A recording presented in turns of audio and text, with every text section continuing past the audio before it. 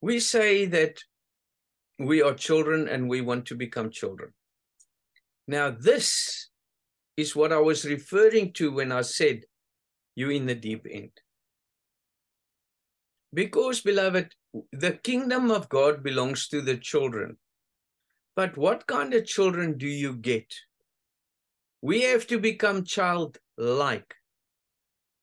So if I'm a child, if I become childlike, what does that mean? That means before that, I'm a grown-up. I think I know. So now I become childlike and I start listening to the words of God. But now, will that child enter into the kingdom of God? No, it's flesh. It's also mind, isn't it? But by being the child, by becoming a child, I will listen to the word, and Christ will now be formed within me. And that's when that truth will enter into my heart. It's Galatians 2. You all know this, beloved. Knowing that a man is not justified by the works of the law, but by the faith of Jesus Christ. You see, just that. No man is justified by the works of the law. In the first place, beloved, you'll see at one place he says, show me your works and I'll show you my faith. You know about that. We spoke about it the other day. And now he says that a man is not justified by his works. Why? Because it all depends on where you are. It all depends whether you're in the world or whether you become a Christ. Beloveds, you must always look at who God is speaking to, and you will fall under that. Knowing that a man is not justified by the works of the law. What is the works of the law? You have to go to church. You have to do this. You have to do that. Why are you here, beloveds? I want to be here. I want my Father to feed me because I am the son and I want to be fed. I'm a baby in his hands. You are not justified by the law. That's why they say, I give my body as reasonable sacrifice. You were there, of course, because you were under the law, the donkey with a millstone. And that's why it's going to take a while to understand these concepts truly, to understand what God truly is. But by the faith of Jesus Christ. What is the faith of Jesus Christ? How can we have faith of Jesus Christ if I am Jesus Christ? Paul says in 2 Corinthians 3, while you seek a proof of Christ speaking in me, that's Jesus Christ. You see Christ speaking in me, which to you it is not weak, but is mighty in you. Christ is in you, you don't know about it, because he's only in the form of the Holy Spirit. He's in the form of truth. Christ is only being magnified within you. He's growing within you. As I'm teaching you, the light is growing within you. That we might be justified by Christ, by faith of Christ, and not by the works of the law.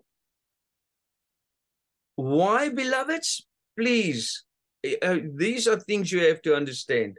Work on this. Not by the works of the law. Why? Because you're not working. What you are doing is what you love. If it's works, you are still under the law. I have to do this. I have to understand this. I have to, you under the law. You have to come to the service. You have to love your brothers and sisters. You have to tithe. You have to build. You have to testify. You have to do this. You're under the law. Leave it, beloveds. Leave it. You will curse yourself. That's why they said to Jesus in the book of Philip, they said, I know it's the book of Thomas, I think, priest. How should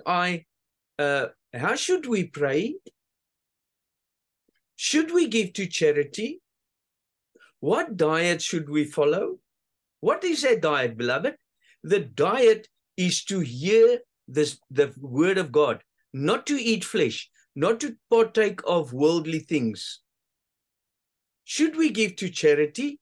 Should we? Should we? That's exactly the same as when he said, I'm going to my Father.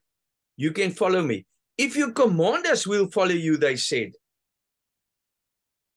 He said, nobody will enter the kingdom of God if I command them. If it's not, but this is Christ. I want to follow him. I want to go where he is. I'm going to the Father. You can follow me if you want. If you command me, I'll follow you. You see, that's under the law. You must get out of the law. And the only way that you're going to get out from under the law is by conquering the mind, is by loving this. Teach your mind to love it. Remember, beloveds, you're not getting rid of all your flesh, and now there's some lightning bolt or something that's following God somewhere. You still flesh, but you God-friendly flesh. You understand? So that's why I said, by the works of the law shall no flesh be justified. But if while we seek to be justified by Christ, how are we justified by Christ? Who is this Christ? Oh, you are all blessed, and God bless you, and oh, thank you, beloved. And no. You are justified by conquering the mind. You are justified by living the path. You are justified by overcoming your fleshly way of understanding. What do we eat? What should we eat? What diet should we follow? Should we give to charity? How must we pray? Beloveds, why do we want to know these things? If we listen to what God says, if we listen to what he teaches, we will learn how to do these things, because it must be our love. Beloveds, you know what? You will see at a stage it will irritate you because it's too much. Of course it's too much. Who do you think is doing that to you? Satan is doing that to you. Now I tell you, these that God has chosen, this is my body. And the blood we shed, that is, or the blood you shed, that is to drink my blood. What is that? If you accept your brothers and sisters, if you love them, if you don't eat my flesh, if you don't accept, there's many versions of these that have different meanings. So just listen to these and don't confuse and say, no, but I thought it means that as well. But God has many aspects, from many angles you can see things. So if you accept your brothers and sisters, those that God has given unto you, if you accept those gifts that God has given unto you, you are eating his flesh. You accept it, because you're not going to eat something that you don't like. You're not going to listen to somebody that you don't like. You're not going to eat my flesh, drink my blood, shed your blood. And that is what it means. Otherwise, you have no life in you. So that's why what you are doing here, when you were singing in the choir and you did all those things and you went to bread breaking and you did, what did you do? You taught what you knew, but what did you know? Did you speak from the heavens? Did you speak from higher levels of God consciousness out of a state of peace, or did you speak to please somebody else? Oh, I went to that house and we got so many houses under testimony. We're doing this and we're doing that. It's beautiful, beloveds. That's where we all come from. But now you further. You're not under the law. You are free of the law. Why? Because you're justified by Christ. You're justified by knowing the truth, by walking this path of dying. Because you are dying for others. Can you accept that? You are dying for your children. You are dying for those you love. And if you love your brothers and sisters, you like yourself, then you're upholding the law. Listen to this, beloveds. While we seek to be justified by Christ, we ourselves also are found sinners. Is therefore Christ the minister of sin? No, beloveds. We lived under the law, and now we want to stay under the law. But when we find Christ, we are free of the law. How are we set free of the law? We're not set free of the law. You mustn't do this, you mustn't do that. We overcome it in our hearts. In other words, you don't have to tell me to come to the service. You don't have to tell me how I must eat. You don't have to tell me how I must pray. You don't have to tell me that I must give to charity or that I must help to build the church or whatever the case may be. I know because I become the Christ. You see, beloveds, I'm not under the law. That's when I'm free of the law. You become God-friendly flesh. You do things because you are the Son of God. It's you and Father. It's you and the one in the heaven above you. That's it. And the one in the heaven above that. And you're just seeking the truth and the truth and the truth. So you are free of that law. All you want to do is serve God. Just make me free of this world, Father. And that mustn't even be you mustn't even worry about those things. Beloveds, don't think about how far you advanced, how far you are. Just love this truth. And that's how you become free of the law. Nobody has to tell you to do it. And I know that's how we were in the church. Nobody told me to go on testimony. Nobody told me to go on. Wherever there's something, I'll make something happen. If there wasn't something, I'll start my own bread breaking group. But there will be something going on because I love God. I love this truth. When 2 or 3 are gathered in my name, there am I in the midst of thee. And that's how you overcome the law. To become Christ by faith. Because in the beginning, we don't know Christ yet. Because, beloved, like you see in the group, we want to know who Joseph is. How is Joseph the father of Jesus? It's all spiritual, beloved. You can't be the son of Joseph if Christ isn't formed within you, can you? Because you, Mary, Joseph is the priest. Hello? Now you're taken up into the apostolic members of Christ. Now Joseph become your husband. It's not a Joseph because the carpenter is the one that works with wood. So if my father works with wood and he teaches me, I'll work with wood.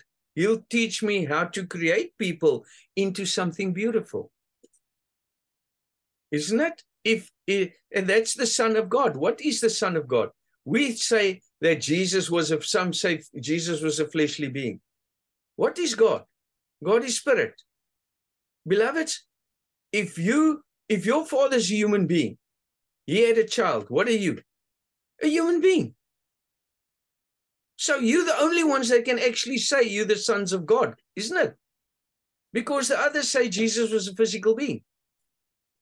You're the only ones that say God is spirit. Jesus is spirit. Because when God has a son, it will be spiritual, isn't it? How can we have a physical Jesus with a spirit God if I create you into my image? So this is now God creating Christ within you, in your flesh, in your understanding. You see? So sorry I mentioned that again, but the people need help concerning these matters. So that's why God is in your flesh. Jesus is Emmanuel, God with us. God in my flesh. That is Jesus Christ. So when Christ is formed within you, you become the Son of God. When that Spirit insight, when the path which leads us to God is formed within us, when we start understanding it, the Holy Spirit, the Spirit of truth, then we become the sons of God. So it's always been like that from Adam. As God is formed within us, from Adam to David, and then came Jesus. Excuse me, that's why Jesus is the son of David. The church evolved to there, where David had the beautiful eye, and he started seeing the beautiful in the body, and then Christ was formed within the church, where they started giving their lives. And then started Joseph and Mary and all those things. But it's all part of that. So for somebody to be a carpenter is not a physical carpenter, beloveds. It's to work with the wood, with the carnal minds, and making them beautiful, and with the glass, and etc., and the clay pots, etc. Make something out of it. But then when those are made, that is when we're under the law. For us to be free of the law is to have Christ with us. And we are free of the law by not worrying about the law anymore. I hope you understand that. I'm so scared. Please, beloveds, we have to finish one thing, even if it takes a few services after each other for us to understand these things properly. I'm not going to jump over so many things anymore, because I don't want to confuse you.